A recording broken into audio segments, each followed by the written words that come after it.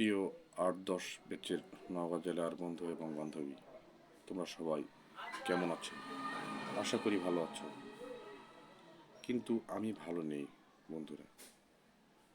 ২০২২ সালের জুন মাসের ১২ তারিখে অ্যাক্সিডেন্ট করেছি। এখনও সুস্থ হতে পারিনি। অনেক অর্থ ব্যয় করি, আমি এখন নিঃস্ব হয়ে গেছি। পরিবারের স্ত্রী, সন্তান, বৃদ্ধ বাবা মা নিয়ে খুব কষ্টে আছি। তার মধ্যে পরিবারের উপার্জনক্ষম একমাত্র ব্যক্তি আমি ছিলাম। কিন্তু আজ আমি পরিবারের বোঝা হয়ে গেছি। এখন ২ বেলা ভাত পাই না। অপারেশন এদিকে ১৪টা হয়ে গেছে, আর একটা অপারেশন বাকি রয়েছে। আমার পক্ষে আর অপারেশন সম্ভব নয়। এখন ২ বেলা ভাত পাওয়াই মুশকিল, আর অপারেশন কিভাবে করব? আরেকটা অপারেশনে ৫ লক্ষ টাকা অর্থ ব্যয় হবে। কিন্তু আমি কিভাবে কি করব? তোমরাই সমাধান দাও। তোমরা যদিও বলতে লজ্জা লাগতেছে, বলা ঠিক না। কারো কাছে হাত পাতানো যে কতটা কষ্টের, কতটা লজ্জার, সেটা আমি বুঝতে পারতেছি।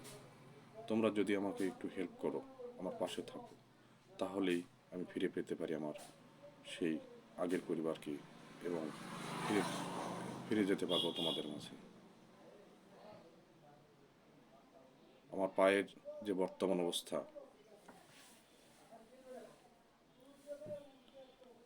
পায়ের যে বর্তমান অবস্থা একটু দেখো।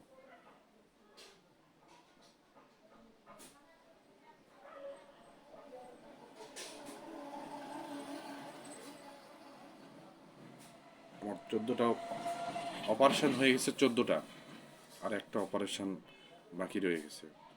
ঢাকা পঙ্গু হাসপাতালে চিকিৎসা করিয়েছিলাম প্রাথমিক অবস্থায়।